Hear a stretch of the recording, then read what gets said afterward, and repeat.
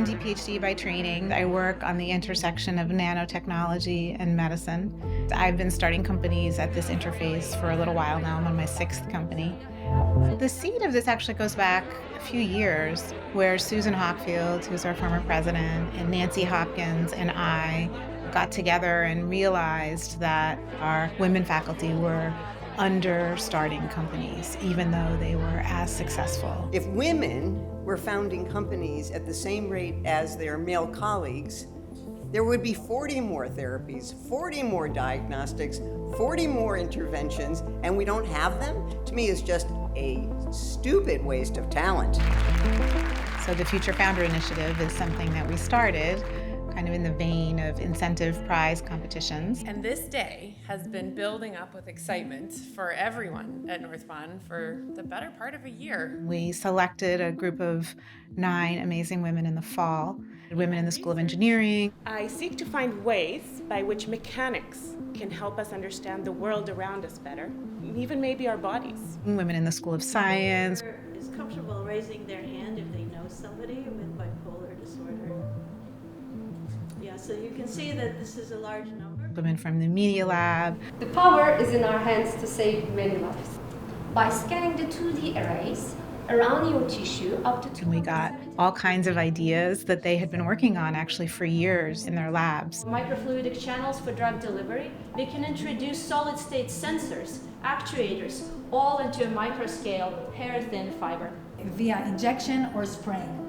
The localized delivery enables us to confine the drug to right where it's needed, eliminating systemic toxicity. So we developed a device which allows for us to expand cells within the confines of these screening plates. We are planning to partner with these companies that have these microbes that they can't currently manufacture. So this is a normal heartbeat. Contrast this with atrial fibrillation, when there's quivering in the upper chambers of the heart, a really common and really costly problem. We've adapted this platform to identify the genes required for the liver's remarkable regenerative capacity. We sort of co-visioned this project together between the School of Engineering and the Sloan School, the Martin Trust Center. Entrepreneurship is at the core of what we do at MIT. And they spent all this time until today working with mentors and with each other to sort of create a cohort. We gave them programming to try and sort of demystify the whole process. And today is really a showcase to introduce them to the community, to increase their visibility, and to turn those ideas into entrepreneurship. One thing that we did very deliberately is actually not make the showcase day competitive. We had them present to selection committee in a VC pitch format, and so those winners have been pre-selected. And that sort of takes the pressure off tonight for the showcase. We can just celebrate them all and show them off to the community, and it can really kind of be a victory lap for everybody. Every one of them came with a business plan that I think is fundable. So I told all the ones that weren't the top 3 winners tonight that I'm stacking the room with investors, and I hope to get them all funded.